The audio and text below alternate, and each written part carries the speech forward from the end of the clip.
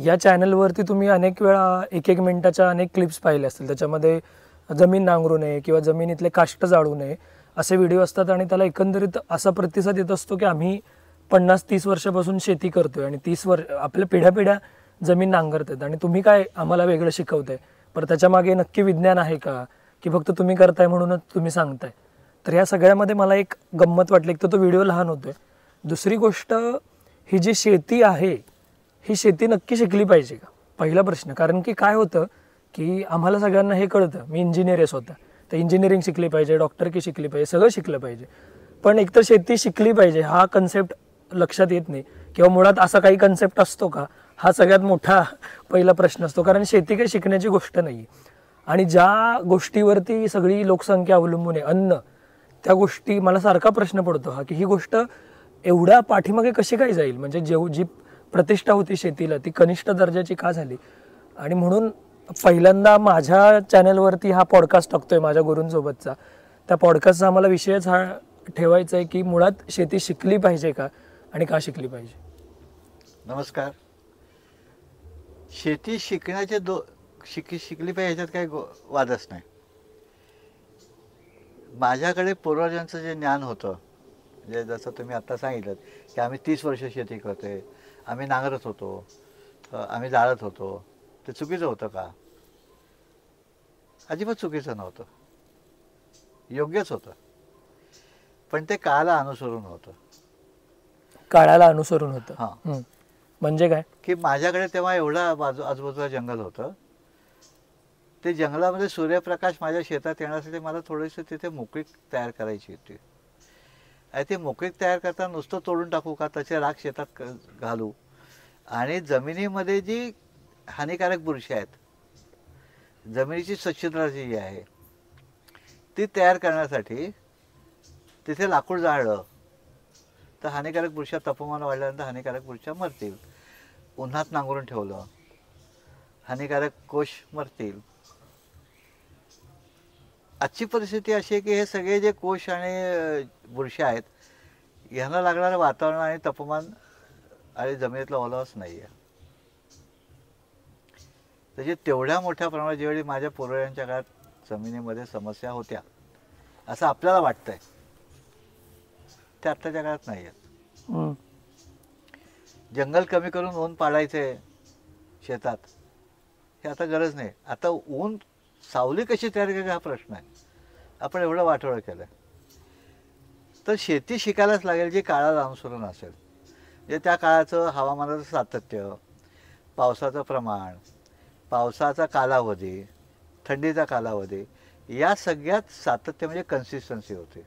आता याच्या अगोदर तुम्ही म्हणालात, तुम्हाला थांबवतो मध्येच, की हे सगळं आपण केलं म्हणजे आता सावली पाहिजे, पूर्वी सावली होती ती आपण कापली किंवा बरंच काही काही आपण केलं.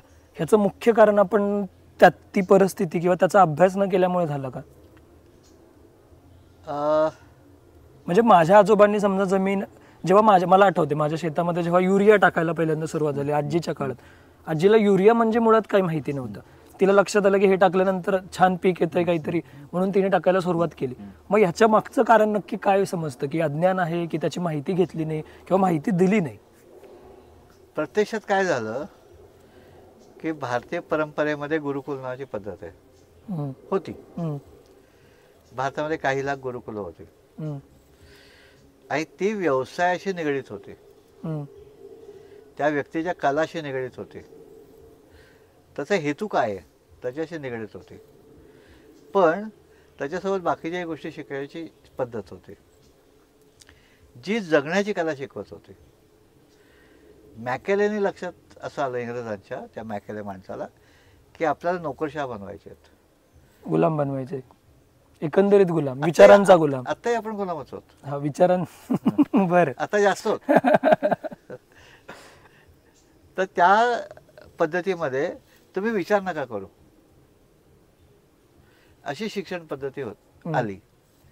आपली शिक्षण पद्धती विचार करून करण्याची पद्धती होती. शिक्षणामध्ये विचार करायला शिकवलं जात होतं. इथे विचार करायला शिकवलं जात नाही. इथे उत्तर ही आहेत, अशीच लिहिलं तर तुम्ही पास होणार आहात. म्हणजे तयार उत्तर देण्याची पद्धत झाली, त्याला आपण म्हणतो स्पून फिडिंग. आणि मग ते स्पून फिडिंग माझ्या जागेनुसार, माझ्या घरानुसार, माझ्या शेतीच्या प्रकारानुसार, माझ्याकडे उपलब्ध असलेल्या पाण्यानुसार मी ट्रायल एरर करत होतो. मी म्हणजे माझे पूर्वज. आणि या वावरामध्ये काय येतं, मला किती लागतं, याचा सगळ्याचा अंदाज घेऊन हे वावर या पिकासाठी, हे वावर या पिकासाठी, हिवाळ्यात खरीपात हे लावायचं, रब्बीत हे लावायचं, असे तरी ठोकताळे तयार केले. ते शेत माहीत होतं, शेत माहिती होतं, जमीन माहिती होती, वातावरण माहिती होतं, हम्म. खगोल माहिती होता, ऋतू माहिती होते, संरक्षण आणि पोषण, गांडूळ काय करतं हे माहिती होतं, आणि सगळ्याचं महत्त्व काय हे याची जाणीव होते. आणि ते जाणीव टिकून ठेवण्याची शेतीची रचना होते. मी माझ्या पूर्वजांचं ज्ञान मला पाहिजे तेवढंच वापरतोय. म्हणजे मी म्हणणार माझे पूर्वज नांगरत होते ना, हम्म. आपण ते भरखत घालत होते, जोरखत घालत होते, पिकाची फेरपालट करत होते. मी किती करतोय? मी काही नाही करते. हम्म. आणि मग मी जर काही करत नाही, मला जसं आत्ता राजकारणामध्ये कुठल्याही नेत्याचे एका भाषणातले 2 शब्द उचलायचे आणि तो कसा वाईट बोलतोय ते टाकायचं, तसंच आहे. तसं नाही हा, चालणार. हा. की मला एकात्मिक विचार करायला पाहिजे. माझ्या गरजा, आज माझ्या गरजा बाजारपेठीशी निगडीत आहेत, माझ्या जगण्याशी निगडीत नाही. जसं मी मगाशी म्हणालो की आपण वैचारिक गुलाम आहोत का, तर आहोत. मी कुठली चप्पल घालायची हे बाजार ठरवतो, मी कुठला ब्रँडेड शर्ट घालायचा हे बाजार ठरवतो. आणि बाजार हे ठरवताना असं ठरवतं की याची सामाजिक पातळी किती आहे, आर्थिक पातळी किती आहे, हा काय काम करतो, हा श्रमजीवी आहे, बुद्धिजीवी आहे, त्याच्यावेळी त्याला एक स्टेटस दिलं गेलं. आणि मग शेतकऱ्याला सगळ्यात नगण्य दिलं गेलं की ज्याला काही येत नाही तो शेती करतो. प्रत्यक्षात असं होतं की हवामानापासून जगण्यापर्यंतचं ज्ञान शेतकऱ्याला आवश्यक होतं. जे गाय आजारी पडले का, आजारी पडले असेल त्याला काय द्यायचं, डॉक्टरला बोलायची पद्धत नव्हती का, नव्हताच. मग वनस्पतींवर आधारित मला ताप आला तर काय खायचं आहे, विश्रांती घ्यायची तर जेवताना काय जेवायचं आहे, या सगळ्याचं पिढ्यानपिढ्या आलेलं ज्ञानाचं हस्तांतरण होत होतं. बरोबर.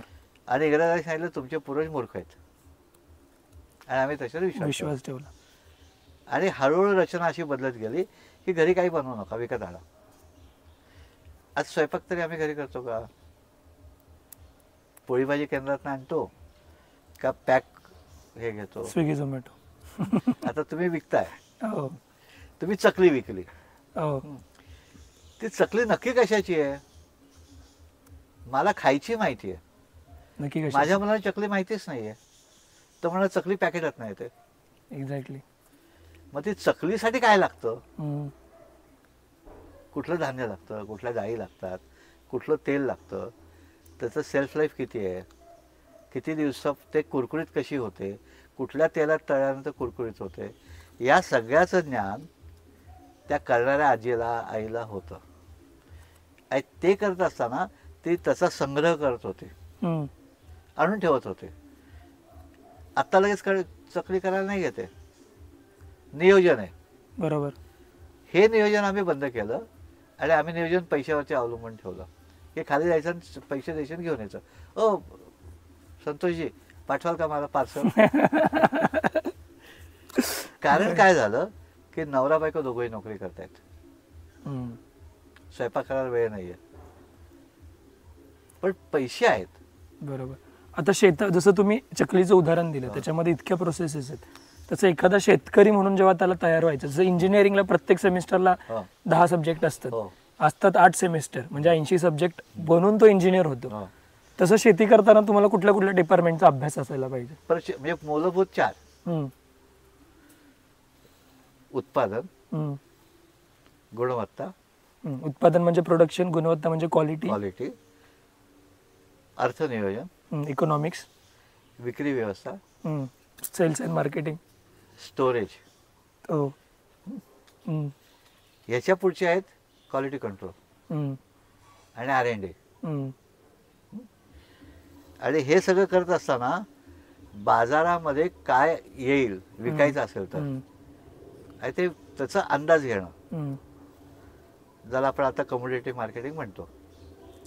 तर हे सगळे हवामान कसं बदलणार आहे, यावर्षी पंचांगात पाऊस कसा पडणार आहे, सदाशिव भोंडाळेंनी काय सांगितलंय, ह्या सगळ्याची माहिती घेऊन नियोजन करणे. आता पाऊस लावायला उशीर झाला, आपण मूग लावूया, उडदाची ऐवजी मूग लावूया, भाताच्या ऐवजी नाचणी लावूया, कारण पाऊस कमी पडणार आहे.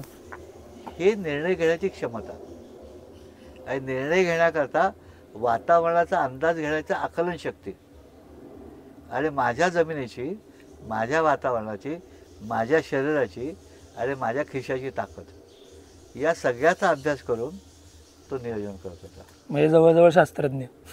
हा, प्रत्येक शेतकरी त्याच्या शेतात शास्त्रज्ञच असतो किंवा होता, आत्ता नाहीये.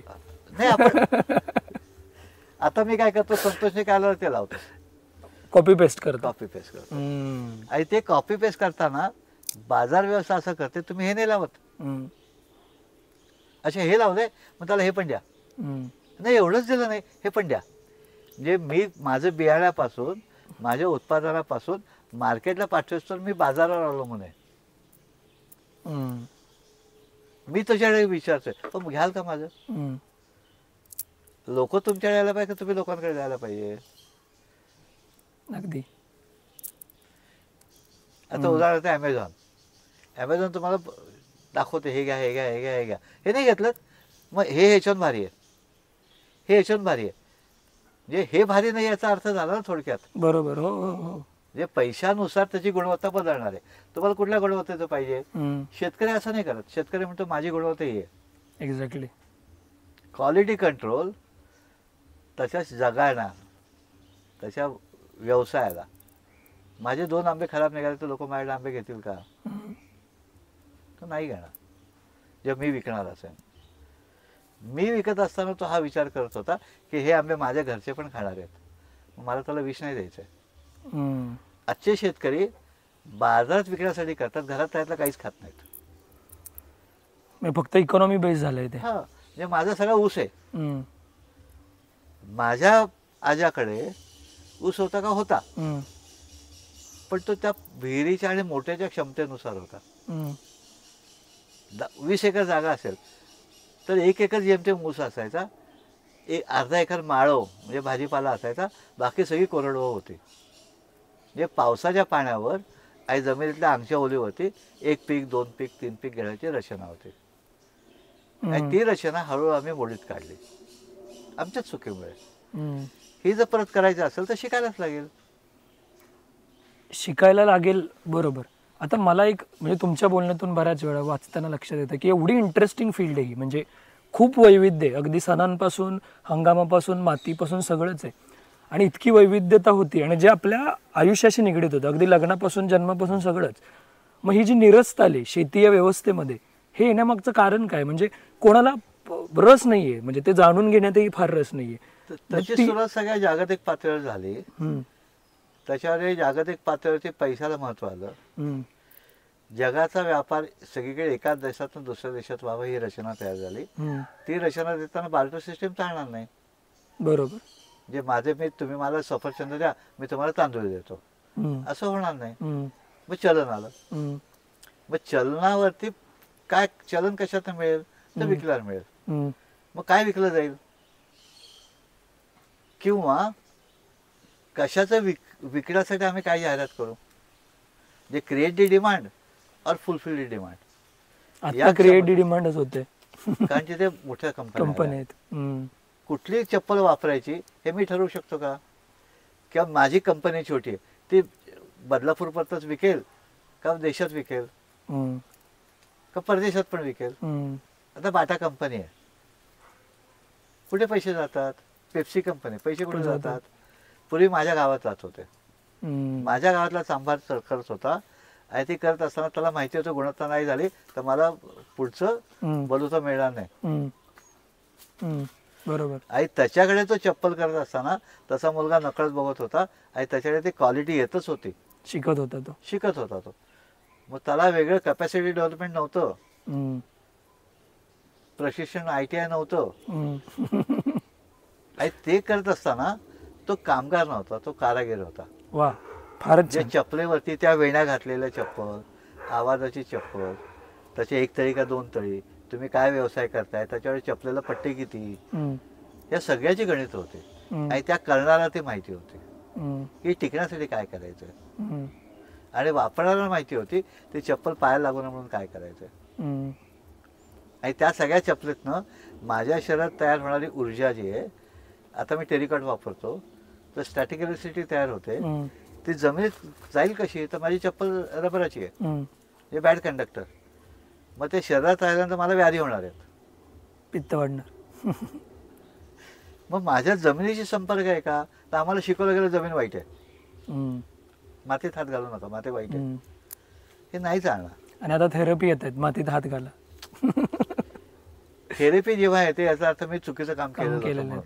मी डॉक्टरकडे कधी जातो, आजारी पडलं. आजारी का पडलो, हम्म, मी आजार दुरुस्त करायला जातो. मी आजारी का पडलो शोधायला जात नाही. एक्झॅक्टली. मूळ शोधलं भारतीय पाहिजे. परंपरा सांगते त्याला आपण मूळ शोधलं पाहिजे, त्याला आपण म्हणतो रूट कॉज अनालिसिस. ते वा. सगळ्याच करतो. पण मी आजारी का पडलोय, हम्म, हम्म, आजारी पडण्याची मुख्य कारणं काय आहेत.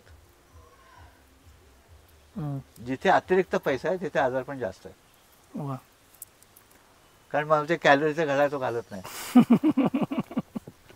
आता जसं प्रत्येक पण सब्जेक्ट मुद्दा तुमचा जो होता ना की शेती हे सगळं शिकायला लागेल. शिकायला लागेल. आता तुमच्या हे बोलण्यातून हे लक्षात आलं की शिकलं पाहिजे. हम्म. प्रत्येक फील्ड असते ती अपडेट होत असते. हो. AI बद्दल मला गुगलवरती कळतं किंवा बऱ्याच गोष्टींवरती मला कळतं गुगलवरती, पण जेव्हा शेती हा विषय येतो त्याची अद्ययावत माहिती आहे. म्हणजे जसं पहिली गोष्ट एक उदाहरण की तुम्ही नांगरणी न करता शेती करता, ही माहिती कुठून तरी मिळणं आणि त्याच्यामुळे माझ्या जमिनीला फायदा होणं, ही अशी सगळी माहिती मिळते कशी किंवा कशी मिळवायची, मग कोणाच्या संपर्कात राहायचं मुळात ही सगळी माहिती मिळण्यासाठी. कारण ती अद्ययावत माहिती मला मिळाली नाही तर दोन गोष्टीच नसते, हां. निरीक्षणात नसते, बर. काम करण्याच्या अनुभवात नसते, हां. किंवा हुशार माणसाच्या संपर्कात आल्यानंतर येते. बर. आणि ही हुशारी जी आहे ती निरीक्षण आणि आकलन यातनं प्रत्येकात निर्माण होते. हम्म, प्रत्येक जीव, प्रत्येक मनुष्य हा हुशारच आहे. हम्म, तो स्वतःचं डोकं वापरत नाही. म्हणजे उदाहरणार्थ आपल्याला लहानपणापासून आपल्या आई वडिलांनी आणि गुरुजींनी सांगितलं मन लावून कर, म्हणजे आमचं मन तिथे नाहीये. हम्म. बरोबर. मनासारखं करायची वृत्ती होते, मन लावून नाही करत. हम्म, जे करायचे काय तर माझ्या मनासारखं, आणि ते अवैज्ञानिक आहे. हम्म. कारण ते इमोशनल आहे.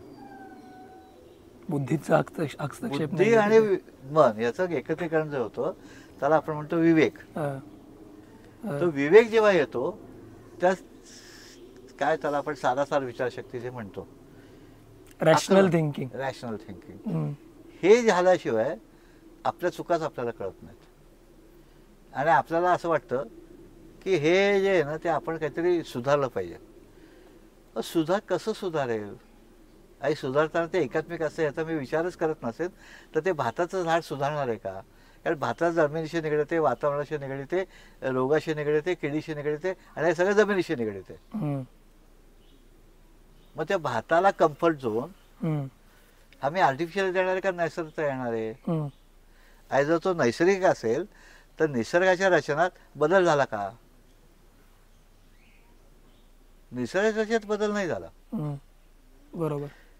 एक दाणा पेल्यानंतर त्याला 10 फूट रोप येणार, त्याला 10 फूट येणार, त्याला लोंबी येणार, त्यात एवढे दाणे असतात. हे डिफाईन आहे, त्याला आपण म्हणतो DNA. तो नाही बदलत आहे. बरोबर. मग आम्ही आता काय करतो, DNAच बदलतोय, ज्याला आपण म्हणतो जेनेटिकली मॉडिफाईड. म्हणजे आपल्याला असं समजायला लागलं, आपण असं समजायला लागलो की सृष्टीकर्ता जो आहे त्याच्या रचना चुकीच्या आहेत, आपण रचनेत बदल करू. जसं डायनासोर याचा सिनेमा आला नाही, जुरासिक पार्क, ते तयार करतात. तर हे जर आपल्याला करायचं नसेल, आपल्याला छान जगायचं असेल, छान जगू द्यायचं असेल, मी हसलो तुम्ही हसणार ना, मी डोळे मोठे करून रागेत बघितलं तुम्ही काय म्हणणार, आणि अगदी खा खा हा हा करून हसलं तर वेडा म्हणणार, आणि डोळे रागीत करून बघितलं तरी वेडा म्हणणार. मी काही नाही केलं, पण स्मित हास्य केलं तर हसणार पुढचा. जे रिफ्लेक्शन कशावर आहे, बरोबर, आपल्या माझ्या वागणुकीवर आहे. मी या निसर्गाशी कसा वागतोय, मला ते बुमरँग होणार का, कारण निसर्ग माझा आरसा आहे. मी जेव्हा आरशात बघतो हा, मला स्वतःला छान देण्याचा प्रयत्न प्रयत्न करतो. करतो. बघतोय कोण? मीच. मीच. इथे मला कोण बघतंय? मला जर हे शेत छान दिसायला पाहिजे असेल, वा, झाडं टवटवीत दिसायला पाहिजे असेल, तर त्यांना मी पण टवटवीत दिसलं पाहिजे ना. एक्झॅक्टली. भारी, खूपच छान. हम्म. मी सुदृढ कधी दिसेन? हम्म. चिपळ आली आहेत, असे डोळे चोळत चोळत शेतात फिरतोय. भारतीय परंपरा नाही. भारतीय परंपरा शेतात जाताना आंघोळ करून टिळा लावूनच जाते. हम्म. स्वच्छ कपडे भले फाटके असतील पण स्वच्छ कपडे स्वच्छ असतात. पाहिजे. म्हणजे प्रेझेंटेशन, फर्स्ट इम्प्रेशन. मला शेतात छान पाहिजे असेल तर मी शेताला छान दिसायला लागतं, दिसण्यातनं नाही मनातनं. हम्म. कारण झाडांना तुमचा ओरा बघता येतो. पिकांना देखील, म्हणजे झाडं पिकं सगळं, सगळं सगळं. सगळंच कुत्र्याला पण कळतो कळतं. हा रागवलाय का, हा आनंदी आहे का. तो लांबनं बघतो आणि मग आनंदी असेल तर जवळ जवळ येतो.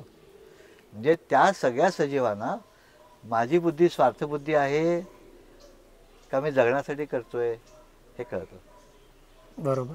आता ह्या सगळ्यामध्ये ऐकताना बघणाऱ्याला कदाचित हे वाटू शकतं की हे फार क्लिष्ट आहे का, म्हणजे अभ्यास करणं याचा, किंवा कारण वेगवेगळ्या संज्ञा आहेत त्याच्यामध्ये, वेगवेगळे हे पॅरामीटर्स आहेत जे कदाचित जो नवीन शिकणार आहे, वाचणार आहे त्याला कळणार नाही. मग असं काही तुम्ही यूट्यूबवरचे व्हिडिओ असतील किंवा काही पुस्तक आहेत जे सुरुवातीला शेती करू पाहतायत किंवा ज्यांना अभ्यासाला सुरुवात करायची, तर असं काही तुम्ही सुचवू शकता का? हो, सुचवू शकतो. त्याच्यामध्ये खरं सुचवायचं काही नाहीये. हम्म. की माझे आजोबा जर असतील हयात हा. किंवा आजोबांच्या वयाचे कोणी काय हयात असतील किंवा गावात ही गावात कोणीतरी. कोणी. हम्म. की त्याला मला विचारलं पाहिजे की आपल्या भागात काय पीक येत होतं. वा. हम्म. म्हणजे विज्ञान तिथपर्यंत पोहोचलं नसताना तिथे स्वप्रेरणेने तिथे वनस्पती काय वाढत होते, हम्म. कुठल्या ऋतूत वाढत होती, त्याची कुठली प्रजाती होती, ते म्हणजे मला सक्सेस. बरोबर. मग हे सक्सेस मिळाल्यानंतर हा अजून चांगला कसा येईल, हम्म. याच्यासोबत अजून कोण वाढेल, हम्म. याची विचार करण्याची क्षमता ही प्रत्येकात असते. हम्म. जे आपल्याला आत्ता सुद्धा प्रश्न आहे, what is the next. Mobile आला, 2G आला, 3G आला, 4G आला, 5G आला. आता 5G लॉन्च होण्याच्या आधी प्रश्न आहे, what is the next. Next. म्हणजे ही उत्सुकता जी आहे, कॅपॅसिटी डेव्हलपमेंट ही सातत्याने होत असते. हम्म. आणि ते शोधणं म्हणजे कॉपी पेस्ट न करणं. की माझ्या जमिनीची ओळख, माझ्या वातावरणाची ओळख, माझ्या क्षमतांची ओळख, त्या मातीच्या क्षमतांची ओळख, त्या परिसंस्थेची ओळख ही खूप सोपी आहे. कारण तसं मी जगत असतो. मला गरम होतं का, म्हणजे झाडांना पण गरम होतं. हे शिकायला लागतं का, मला शिकायला घाम लागतं. आल्यानंतर झोप छान लागते, हा. हे शिकवायला लागतं का. म्हणजे श्रम करायला अनुभवाने येतं. लागतात हम्म. आणि श्रम योग्य दिशेने करायचे असतात, योग्य वेळेस करायचे असतात आणि योग्य पद्धतीने करायचे असतात. तर हे सगळे झाडही श्रम करते, मी श्रम करतोय, गांडूळही श्रम करते. ते श्रम करताना जगण्यासाठी करतोय हम्म. आणि जगताना कोणाला त्रास देऊन जगतोय हम्म. का नाही. जो त्रास देऊन जगतो त्याला आपण कीड म्हणतो, बरोबर. जो त्रास देऊन जगताना आपण गुंड म्हणतो. हम्म. आणि आपण प्रयत्न करतो सज्जन होण्याचा, सुसंस्कृत होण्याचा. मग ती सुसंस्कृतता सगळीकडे कधी येते, तर सुसंस्कृतपणा मी त्याच्याशी ॲप्रिशिएट करतो तेव्हा येते. हम्म. मी त्या झाडाने मला पोषण केलेलं आहे, त्या झाडाशी मी कसा वागतो, हम्म. त्या झाडाच्या आनंदासाठी मी काय करतो का. झाडाचा आनंद म्हणजे झाडाची चांगली वाढ होण्याची रचना, हम्म. ही मला जर करता आली म्हणजे ही शिकायला लागते का, हम्म. कळतेच. बरोबर. माणूस आला की चेहऱ्यावरनं कळतं का दमलाय म्हणून. हम्म. केळीचं पान असं झालंय कळतं का की पाणी नाही पाणी आहे म्हणून. पाहिजे म्हणून. निरीक्षण. निरीक्षण. मग हे निरीक्षण शिकायला लागत नाही, काम अनुभव. करायला लागत, अनुभवातनं येतच. हम्म. आणि जर येत नसेल तर तो नीट काम करत नाही, मन लावून काम करत नाही. बरोबर. मगाशी मी सांगितलं ना की मन मन. त्याच्यात गुंतलं. हो. तसं नाही, माझं मन एक आहे, कारण वैश्विक शक्ती एकच आहे. मग त्याचा कम्फर्ट झोन आणि माझा कम्फर्ट झोन एक आहे. तो कशाशी निगडीत आहे, उत्तम हवा, उत्तम पाणी आणि उत्तम जमीन आणि मग उत्तम आरोग्य. हे उत्तम करायची रचना आहे का आहे, त्याचा अभ्यास करायला का केलाय, पूर्वजांनी केलाय. मी सांगितलं तसं आजाला विचारायचं पावसात काय लावत होता, खरीपात काय लावत होता, म्हणजे पावसात म्हणजे खरीपात, रबीत काय लावत होता आणि उन्हाळी लावत होतात का उन्हाळी घरच बाकीच्या गोष्टी भरून ठेवत होतात. हम्म. या सगळ्याची माहिती घेणं जे माझं जीवन सुसह्य करलं. वा. मी भात करायला शिकलो, कोणी शिकवलं मला?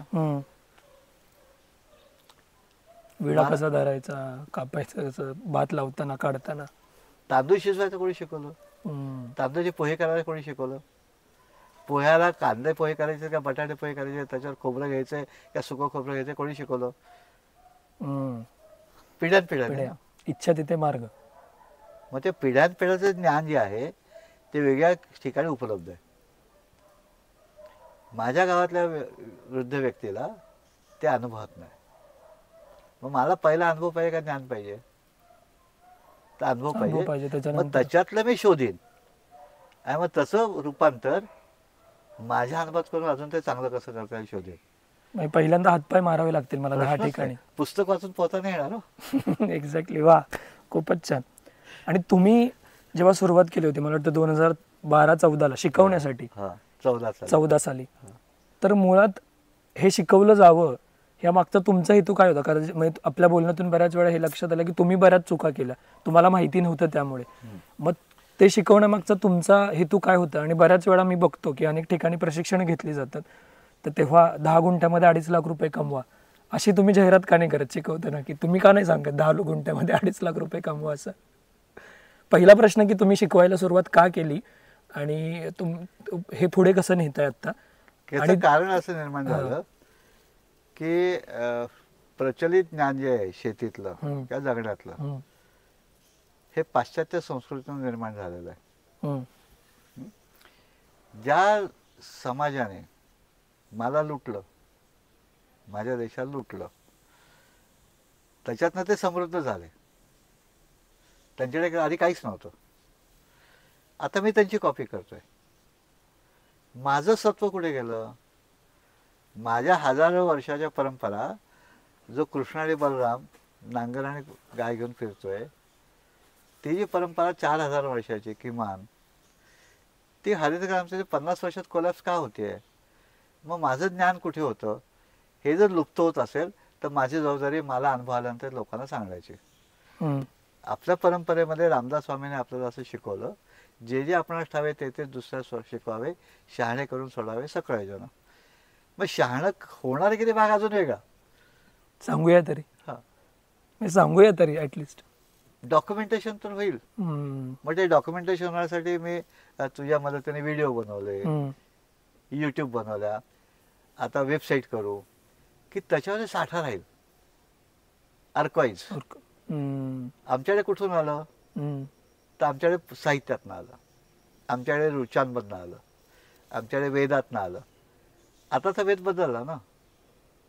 आताचं डॉक्युमेंटेशन लिखित स्वरूपात गेलं का दृश्य स्वरूपात पण गेलं. दृश्य म्हणजे चल आणि ज्ञान माहिती हे जास्त इफेक्टिव्ह होतं. जे पुस्तक वाचण्यापेक्षा सिनेमा बघितलेला कधी कधी जास्त चांगला वाटतो, कारण त्याच्यामध्ये पार्श्वसंगीत, पार्श्वचित्रण करता येतं आणि त्या ध्वनीच्यामुळे ऐकणाऱ्याची उत्सुकता, भीती, आनंद तयार करता येतो. फक्त शब्दात नाही, धरून ठेवता येतं, त्याला धरून ठेवता येतं. मग त्या धरून ठेवण्याची रचना जर चांगली असेल, चांगलं काय ऐकेल कोण? जे त्याला पटेल ते. पटताना त्यातलं सुंदरता आहे, त्यातले लय आहे, प्रत्येकाला लय आहे ना. त्याला आपण म्हणतो सुरात. सूर आणि असुर काय? जो पद्धती जगत नाही तो असुर. असुर म्हणजे असुर व्यक्ती नाही, ज्याला सूर नाहीये तो असुर. सूर नाही तो असुर. तर हे शेती सुरात आहे, म्हणजे ऋतू आहेत, त्याची गती आहे. ही गती शिकणं, ही गती अनुभवणं आणि मग त्याचं हस्तांतर करणं. पिढ्यानपिढ्या तेच आलेलं आहे ना. माध्यम बदललंय. माध्यम बदलताना गुरुकुल नाहीये. व्यवसायनिष्ठ शिक्षण देणं, जगण्यासाठी शिक्षण देणं आणि जगताना बाकीच्यांना आनंदी करण्यासाठी शिक्षण देणं, या तिन्ही गोष्टी शेतीतनं साध्य होऊ शकतात. बरोबर. कारण शेती सार्वत्रिक आहे आणि भारतीय परंपरा असं मानते, ते अन्न बनताना त्याच्यामध्ये काय वासना आली ती खाण्यात येणार आहे. मी जर याच्यात रसायनं घातली तर त्या अन्नात ते रसायनं येणार आहेत. त्याला आपल्या भाषेत रेसिड्यू म्हणतो आणि ते शरीराला त्रासदायक होतात. बरोबर. फक्त शरीरात का मनाला पण होतात. म्हणाला पण. आणि मग आम्ही इमोशनली वागत नाही. आम्ही आई वडिलांना वृद्धाश्रमात टाकतो. जे बरोबर. धर्माशी निगडीत आहेत त्या इस्लाममध्ये वृद्धाश्रम नाही. हम्म, परंपराशी निगडीत आहेत. हम्म, कसेही जगो, काही त्यांची जगण्याची पद्धत कशी असो, पण एक नक्की आहे की तो म्हाताऱ्याला वृद्धाश्रमात टाकत नाही. वा. कारण तो त्याच्या परंपरा धरून बसला. हम्म, परंपरातलं भारतीय परंपरात पण आपण धरून बसतोय, पण भारतीय परंपरामध्ये बदल करण्याची रचना आहे आणि मान्यता आहे. हम्म, ही मान्यता आपण जर शिकलो वातावरणाच्या नुसार, शेतीमधले बदल हे आवश्यकच आहेत ते शिकावेच लागणार. आणि ते शिकावाच लागतील. आता जेव्हा तुम्ही वेगवेगळे वर्ग घेता तेव्हा कदाचित पहिल्यांदा जेव्हा शेतात कोणीतरी येत असेल, कदाचित त्याला सगळं पटकन समजत नसेल, पण तुम्हाला तुमचं निरीक्षण काय आहे की एवढी लोक तुमच्याकडे येतात, त्यांचा कॉमन फीडबॅक काय असतो की त्यांना इथे आल्यानंतर शिकल्या म्हणजे जे शिकवतात त्याच्यातून मुळात नक्की काय कळतं की, आणि जे तुम्हाला असं वाटतं अरे नाही ह्यांना हे कळलं, हे फार मोठं झालं माझ्याकडे येऊन असं? 2-3 गोष्टी महत्वाच्या लक्षात आल्या हा. की 80% भ्रमनिरास होतो. अच्छा, म्हणजे हे काय आपण जे म्हणजे विचार आपण जे विचार केला होता ना तशी हा. शेती नसते बरं का. म्हणजे एका एकर मधनं 2 लाख रुपये मिळत नाही नाही? नाही नाही. अच्छा. हा. 2 लाख मिळू शकतील, हा.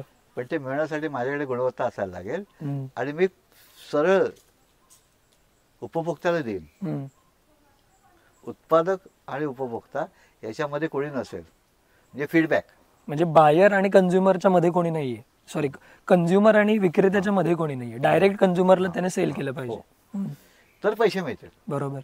हम्म, म्हणजे ते कशात नाही येईल, तर बोलण्याच्या कौशल्यात नाही येईल, गुणवत्तेत नाही येईल, हम्म, सातत्यात नाही येईल. हम्म, मग या गोष्टी मला आत्मसात करायला लागतील. हम्म. हे जेव्हा त्यांच्या लक्षात येतं हे गडबड आहे, अच्छा. तर त्याला वेळ द्यायला लागेल. हो. म्हणजे मी मुंबईत राहीन आणि नागपूरला माझी शेती करेन, हा. हे अवघड जाईल. हे लक्षात येतं. लक्षात येतं. आणि त्याच्या अगोदर 80% लक्षात येतं. आणि त्याच्या अगोदरची परिस्थिती काय असते की नाही करू शकतो? वा वा, एकदम सोपं. हे हजारो ख्वाहिशी ऐसी. की मला म्हणजे मी मुंबईत राहतोय, 8 दिवस घर बंद ठेवू शकत नाही, हा. फोडतील, हम्म. पण नागपूरला माझ्या शेतीमध्ये सगळं जागेवर राहील. आ, वा. की असं नसतं. निसर्ग असतो, नैसर्गिक आपत्ती असतात, हम्म, निसर्गातले प्राणी असतात, हम्म, मनुष्यासारखा चोर प्राणी असतो हम्म, की जो संधिसाधू असतो आणि जिथे शक्यता मिळेल तिथे ॲडॅप्ट करत असतो, सर्वायला फिटेस्ट. हम्म. आणि ते फुकट ते पौष्टिक असते, त्याच्या अजून लक्षात आलेलं असतं. वा. आणि जो फुकट देईल त्याच्या मागे मी जातो. मग नेते तर हे दाखवतात ना, हम्म. हा पक्ष काय सांगतो, आम्ही निवडून आलो की आम्ही तुम्हाला वीज बिल माफ, हा. की आम्ही निवडून आलो की रेशनची हे अजून आम्ही मोफत. आता- नाही अजून पण हे पण देऊ. हा. मध्ये प्रयत्न झाला होता ना, दारू पण देऊ. हम्म, हम्म. हा. तर हे जे सगळं आहे हे तुम्ही विचार करू नका, तुम्ही शिकू नका. आम्ही सांगतोय ते आमच्या मागे या आणि कॉपी पेस्ट करा, ही रचना आहे. आणि निसर्ग म्हणतो प्रत्येक सजीव हा वेगळा आहे आणि प्रत्येक सजीवाची स्वतःची जगण्याची, वाढण्याची क्षमता आहे आणि ती तयार करण्यासाठी तशी रचना करण्याची पण आहे. हम्म. तो इन्व्हायटी पण आहे. झाडाचं पान गळतं तेव्हा ते इन्व्हाइट करतं गांडवाला आणि बुरशांना. झाडांची मुळं जमिनीतल्या जीवाणूंना अट्रॅक्ट करतात आणि ते झाडाला अन्न देतात. Give and take. बरोबर. हे गिव्ह अँड टेक आम्हाला माहिती आहे, आम्ही फक्त टेकच करतोय. मग हे जे गिव्ह आहे ते शिकायला लागेल. हम्म. कसं द्यायचं, कधी द्यायचं, किती द्यायचं, कशा स्वरूपात द्यायचं. का मी न काही करता निसर्गाची रचना आहे ती कशी छान काम करते ते बघायचं. या सगळ्या गोष्टी मी जे शिकत गेलो, अनुभवत गेलो, ते माझ्या पूर्वजांचे अनुभव जे आहेत ते खूप छान आहेत हे माझ्या लक्षात यायला लागतं. हम्म. आणि निसर्ग हा सगळ्यात मोठा गुरु आहे. त्या निसर्गामध्ये ज्या काही रचना आहेत त्या रचनांचं आकलन करून घेणं आणि कमीत कमी त्यात डिस्टर्ब न करणं हे शिकतात. विचार करायला शिकतो. विचार करायला शिकतात. वा. तर ते विचार केल्याशिवाय कुठली गोष्ट विचार केल्याशिवाय होतच नाही. म्हणजे साधं गोष्ट, झाड लावायचं आलं तर पहिलं आपण मनात लावतो की मला बकोळी झाड लावायचं आहे. वा. मग बकोळी झाड लावायला जातो. मग तेव्हा माझ्या मनात येतं बकोळीला जागा किती लागेल, पाणी किती लागेल, सोचणं, समजणं आणि करणं. हम्म. तर आपण फक्त करायचा विचार करत होतो. इथे आल्यानंतर ते समजायला लागतं आणि हेतू काय आहे, कशासाठी मी शेती करतोय हम्म. हे कळल्यानंतर तसंच होणारी अधोगती किंवा होणारं आर्थिक नुकसान किंवा वेळेचं नुकसान टाळलं जातं. उत्तम. त्याचे शेतकी शिकायला काय येतात किंवा का शिकली पाहिजे, तर वेळेचं भान, अनेक होणाऱ्या शारीरिक, मानसिक आणि आर्थिक नुकसान हे टाळं म्हणून शिकायचं असतं. उत्तम. फारच छान. जेव्हा मी पहिल्यांदा काकांकडे आलो होतो तेव्हा मला ही जी गोष्ट कळली होती की जसं मी इंजिनिअरिंगचं शास्त्र शिकलो तसं शेती हे एक शास्त्र आहे आणि त्याचा आपण अभ्यास केला पाहिजे आणि नंतरच त्याच्यामध्ये उतरलं पाहिजे. कारण जेव्हा मी एक व्यावसायिक म्हणून सुद्धा काम करतोय तेव्हा एक लक्षात येतं की व्यवसायाचं 360 अँगल मला कळले नाहीत तर तो व्यवसाय तोट्यात जातो. बरोबर. त्याप्रमाणे शेतीचं आहे आणि आत्ता आपण शेतकरी फक्त पैसा टाकतायत आणि त्याच्यातून रिटर्न्स किती येत आहेत, त्याचं मेकॅनिक्स कसं असलं पाहिजे ह्या सगळ्याचा विचार होत नाही आहे. आणि मुळात हाच पॉडकास्ट आम्ही ह्याचसाठी केला होता की ज्या काही गोष्टी आपण शिकल्या पाहिजेत शेतीतल्या त्या आपण शिकत नाही आहोत आणि त्यामुळे आपली शेती नुकसानीमध्ये जाते.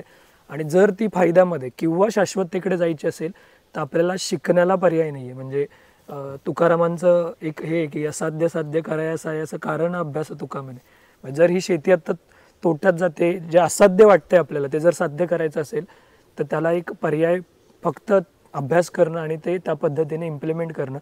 तुम्ही असंख्य गुरूंकडे जाऊ शकता, जसे मला राजेंद्र सर भेटलेत तसे असंख्य गुरु महाराष्ट्रात वेगवेगळ्या पद्धतीने काम करतात. सर तुम्हाला ॲक्च्युली आपण शेवटचा प्रश्न हा घेऊन थांबूयात की तुम्ही अशा गुरूंकडे गेलेला तर आत्ता असे महाराष्ट्रात बरीच मंडळी काम करतात, तर तुमच्या परिचयाचे किंवा तुम्ही ज्यांना फॉलो करताय असे काही मंडळी आहेत ज्यांना आपण विद्यार्थ्यांना यूट्यूबवरती त्यांचे काही व्हिडिओ लिंकमध्ये टाकू डिस्क्रिप्शनमध्ये, पण आत्ता तुम्हाला जर काही त्यांची नावं सांगता आली तर आपल्याला फारच फायदा होईल सगळ्यांना. महाराष्ट्रामध्ये खके सर आहेत, मनोहर खके सर. मनोहर खके. विदर्भामध्ये फुटाणे सर, वसंत फुटाणे. वसंतराव फुटाणे आणि चेतना विकासचे. बरोबर. बंग. हं? बंग. बंग. अभय बंग, राणी बंग, शर्मा, सुभाष शर्मा. सुभाष शर्मा. कोकणामध्ये महाजन काका. आपण शोधू तेवढे कमी आहेत. कमी आहेत. पुण्यामध्ये तर खूप आहेत. बरोबर. पण ते विद्येचं माहेरघर. आणि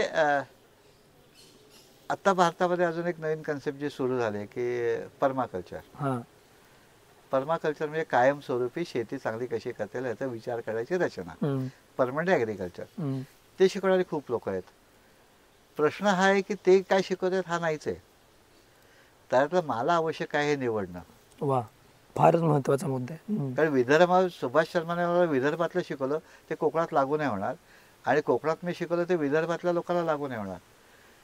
झाड कसं वाटतं लागू होईल, प्रिन्सिपल्स लागू होतील. शेतीची पद्धत लागू नाही होणार. जगात तुम्ही कुठेही गेला तरी बहुत सारे बहुरचनाच आहे. त्या रचनेतली झाडं वेगळी वेगळी असतील.